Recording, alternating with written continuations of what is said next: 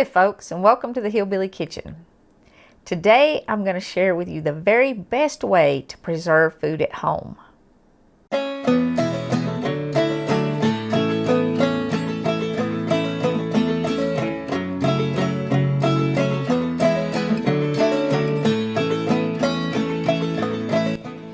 Now my granny would have absolutely loved this contraption here. This is a freeze dryer from Harvest Right. And I do want to tell y'all that Harvest Right provided the freeze dryer for this video. And we're going to do probably 3 videos on this because it's something that folks don't really know about. And I do think it's a good idea for people who preserve food at home. Maybe if you are into putting back food for emergencies.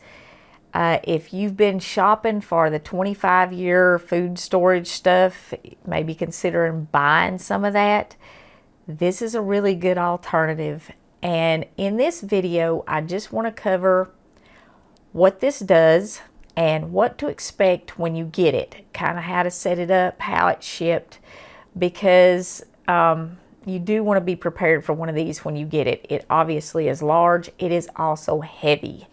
So let's kind of get into this pretty quick. I don't want to waste your time, but this is Harvest Right's medium freeze dryer, and I do have some notes here. I don't want to miss anything.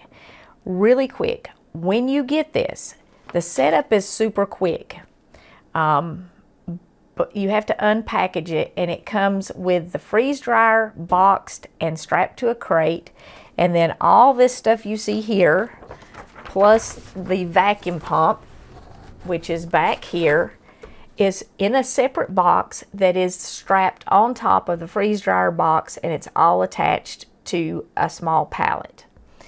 And it will be delivered FedEx freight. That's the only way they ship. You have to be home for the delivery. And you're going to want somebody to help you move it and set it up, and you're going to want to have somewhere to set it up. If you have a small space, a small kitchen like I do, I recommend a cart so you can move it because it's too heavy to pick up and move, or possibly set it up in a garage or a basement or even a bedroom you're not using, because it does make a little noise and it does give off a little heat. So keep those things in mind when you're looking for a place to put it if you decide to get one. Setting it up is super simple. This hose here is the only thing that you really have to attach, and you don't need any tools. It screws onto the freeze dryer and to the vacuum pump, just hand tight. And you also have to fill the vacuum pump with oil, and oil does come in it, so you don't have to go out and buy anything. There's a little window right here that tells you when it's full, and different kind of pumps have different places to fill them. This is the Premier pump, I think is what they call it. It's an upgrade, and you only have to change or filter the oil like every 20 batches. With this one, with the older freeze dryers, you had to change the oil with every single batch, and people complained about that a lot, so they upgraded it. And this is kind of a standard vacuum pump. It's the same thing that's used with heating and air systems when they're installed. If you ever had a heat pump or an air conditioner installed in your house, the technician who came and installed it used a vacuum pump before they connected it, or before they opened the system to clean it out. And that's what this does. It sucks all the air and all the moisture out of the freeze dryer so that your food can be preserved. But anyway, that's enough about the freeze dryer. The only other thing that you have to do is there's a hose on the opposite side from the vacuum pump, and it is already attached. This is the drain hose, and you have to run this into some kind of bucket. Harvest Right recommends a 5-gallon bucket, but because I have the medium freeze dryer here, and I'm going to explain the difference in the size in just a minute, I use a gallon jug. I don't have room for a 5-gallon bucket, but if you use a gallon jug, you need to empty it after every batch. Okay. Now let's look at what else comes with it. If you decide to order one, you are probably going to order a package and it will have most of this stuff in it. Now, all the freeze dryers come with a vacuum pump of some kind. You could upgrade to this one, or you can upgrade to an oilless pump. And the oilless pump, I can't remember, I want to say it was almost $1,000 more. So, you know, that kind of depends on your budget, but I'm going to post a link in the description where you can go shop and see what kind of options they offer. This one came with an oil filter so that you can recycle your oil. You drain your oil out of your vacuum pump, and it works just like your standard Brita water filter. Goes in the top through the filter, and then you can reuse it. It also came with vacuum pump oil, and vacuum pump oil can be purchased from Harvest Right, or you can purchase it at any hardware store when you need more. Most hardware stores sell it because, like I said, a vacuum pump is something that is used by HVAC technicians. So its vacuum oil pump is available. You don't have to order it and wait to get it. But the freeze dryer came with it, so it's not something you need to worry about before you order it. It also came, this is a medium with 4 trays, and I'm going to show you the trays a little bit closer when we talk about the different sizes of freeze dryers. It came, of course, with instructions, the owner's manual for the freeze dryer, a troubleshooting guide for the firmware, which is completely automatic pretty much. You don't have to do anything, which is one of the great things about this. It's super simple. Owner's manual for your vacuum pump, how to take care of it, and then kind of a guide to home freeze drying, which gives you some ideas about what you can freeze dry and then how to use the food once it's freeze dried. And we're going to do, like I said, 2 more videos. We're going to do one where we load this, and then where we package the food that comes out once it's been freeze dried. And then I'm going to do one to show you how to use some of your freeze dried food. But that's another video. It also comes with like a starter package of oxygen absorbers and Mylar bags. And if you are going to package your food for long-term storage, Mylar bags are best because they keep the light out of your food, or away from your food. And there's 3 things that destroy food. One is light, one is air, and the other one is water. And this takes all the water and all the air out. But once you package it to get that 25-year shelf life, you have to remove the air again. You have to remove the air from the packaging, not from the food. And that's what the oxygen absorbers do. And if you package it correctly, you can do 25-year food storage at home much less expensive than what you can buy it pre-packaged and pre-made for.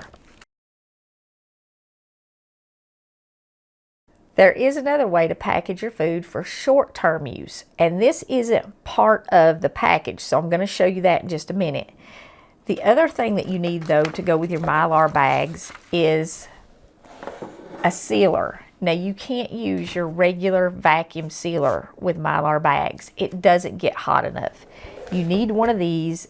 It has adjustable temperature on it, and even it comes with instructions, and it is an impulse sealer.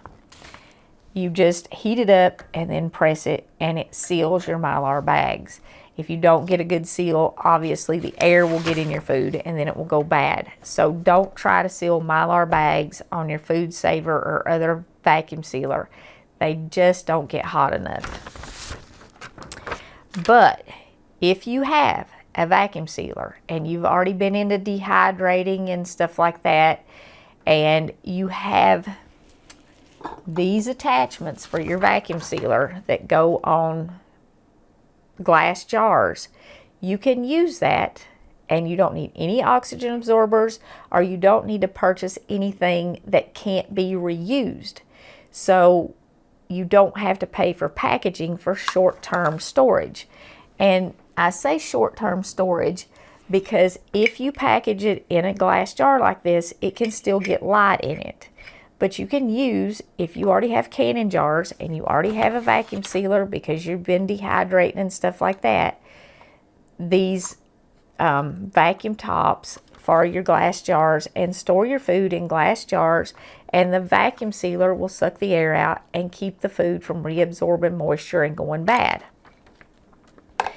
And this is just a small batch that I did, and I do want to show you this real quick while we're kind of talking about what this will do.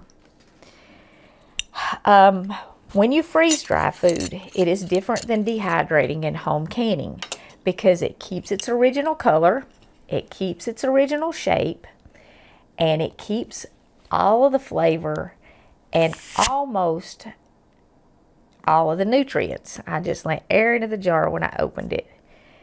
These were this size and this color when I put them in there. All the freeze dryer does is remove the air. And because it keeps its size, it also keeps its texture and its shape. Now, not in the dried state. In the dried state, it is very dry, but also very edible. It's not hard. I mean, you can see how easy that breaks. And because all of the water is out of this, if you eat it like this, the flavor is incredible. And kids love freeze-dried fruit. It's better than candy. And it's a good way to get some of that into your kids' diet. It tastes like candy, but it's fruit. Not processed. Has natural sugars in it and all the antioxidants and all the vitamins and all the minerals that fresh fruit has. I think they say that food keeps 96 to 98% of its nutrients when it's freeze dried. You can't get that with any other home preserving method. So, if for the freeze dried fruit in kids, if that's all you use it for, then it's really kind of worth the investment because you can get good food into your kids. So good.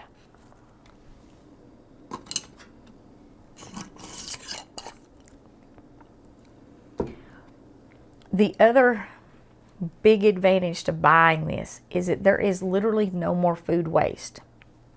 You can freeze dry all your produce before it goes bad. So if you're growing a garden and you've got a ton of squash, you can freeze dry it all. And when you rehydrate it, it has its original texture, original flavor, and you can cook it however you would cook fresh squash. Like if you love fried squash, but you just don't want to fill your whole freezer full of squash because you have so much, you can freeze dry it, put it in your glass jars that you use for canning, or put it in the Mylar. If you put it in the Mylar, you can pull it out in 25 years, rehydrate it, bread it, and fry it. And it'll be just like fresh. And you certainly can't do that with frozen squash.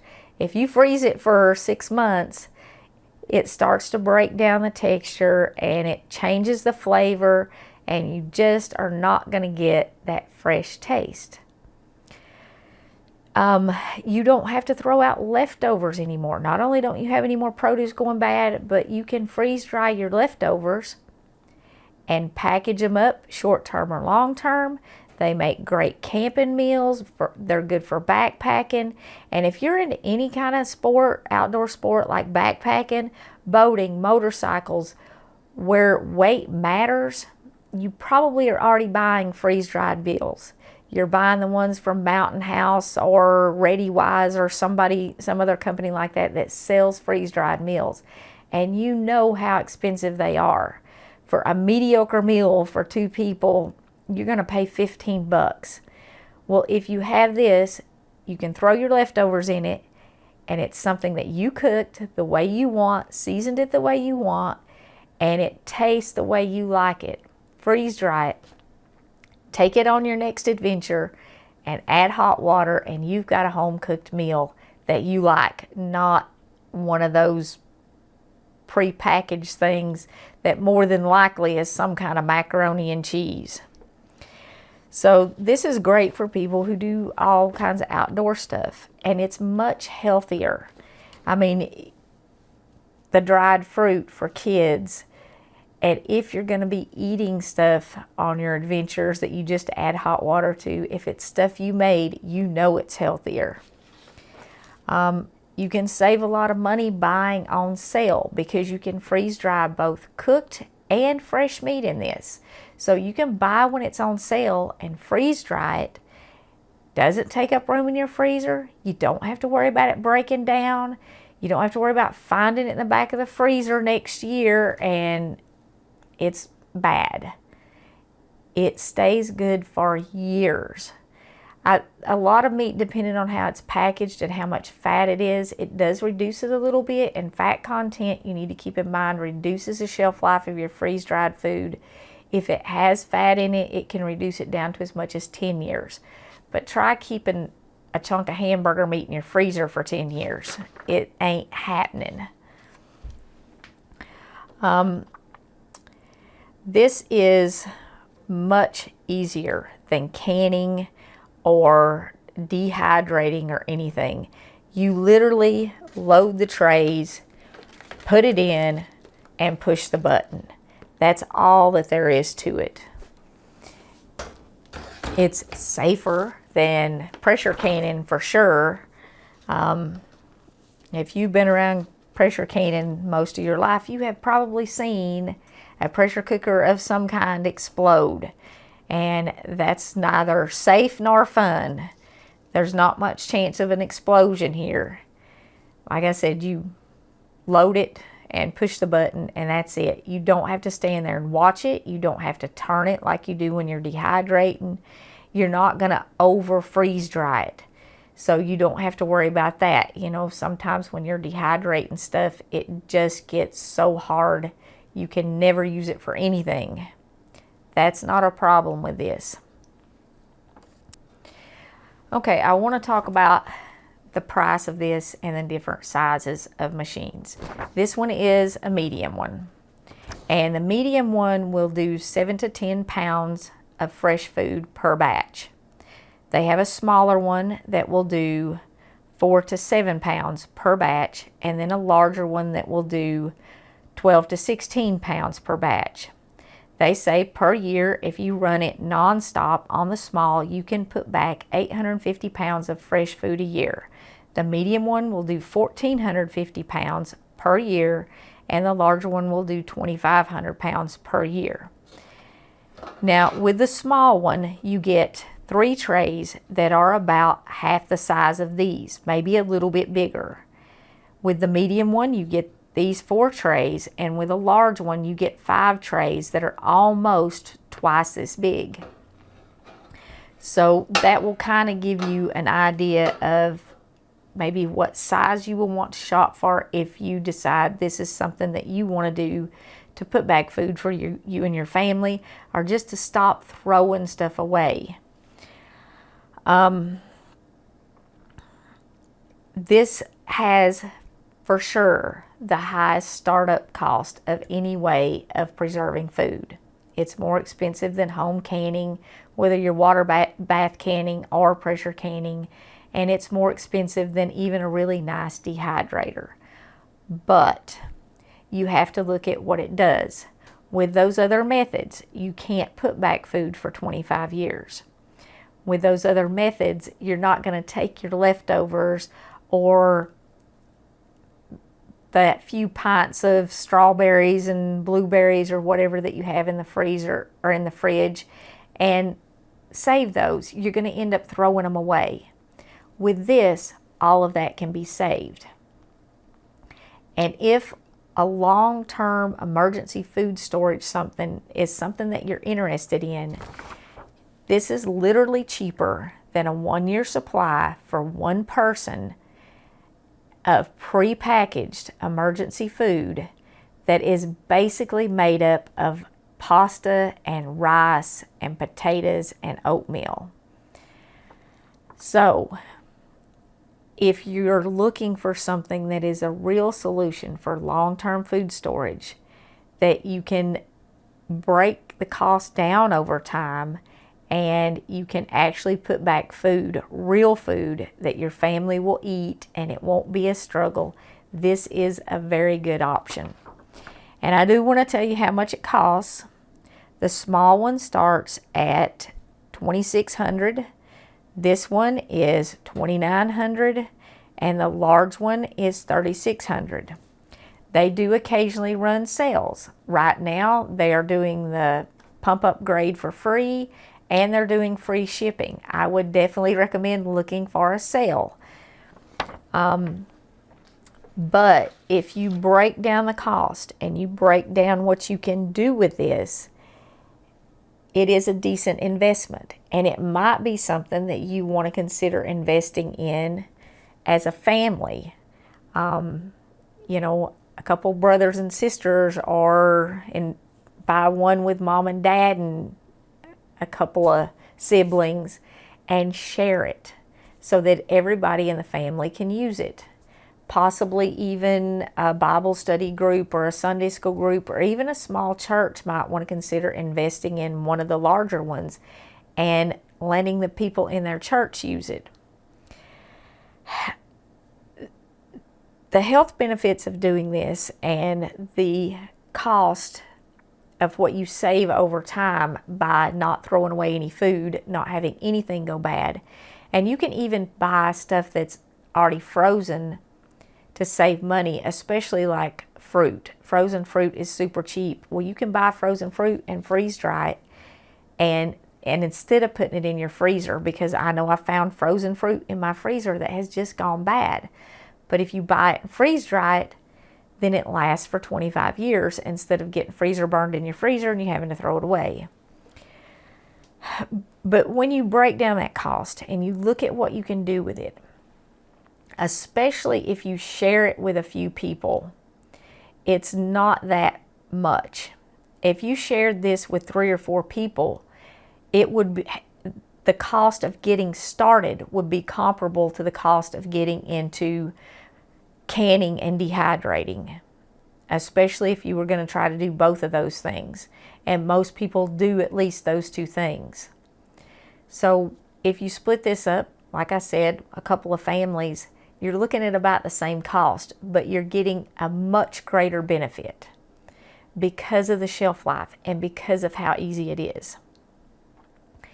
And we are in a time, and I certainly don't want to add to the fear that's being spread, but we are in a time when our food supply is being threatened.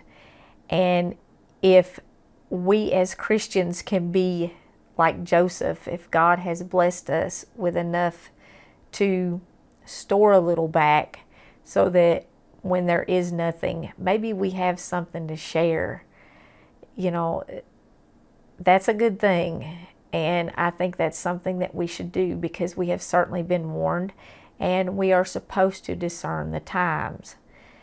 If you look at 2 Corinthians 9:6, it says, "But this I say, he which soweth sparingly shall reap also sparingly, but he which soweth bountifully shall reap also bountifully." Don't let your bountiful harvest go to waste. And if you're able to put back your bountiful harvest now, so that when others are in that time of need and you have extra, you'll be able to sow some seeds of faith and hope and love and kindness. And I promise you, that's a harvest that you want to reap. So as a Christian, I really feel like it's kind of a responsibility to prepare for those lean times. And this certainly helps do that. And maybe you can look at it more as a positive thing, what we're going through all around the world, and as a negative thing, because it is an opportunity to be prepared, to show God's love, to show His wisdom, to show His kindness. So that's just something to kind of think about. And certainly eliminating waste is something that everybody kind of wants to do now, because things are so tight, and this does help do that. I think I've about covered most of the setup. I do want to let you hear what it sounds like before I end this video. so that you understand what I'm saying when I say that, you know, you might want to find a different room to put it in. And all I'm going to do is show you what the compressor sounds like. We're not even going to get to the part where the vacuum pump turns on. So that's probably not something that you want sitting beside your TV.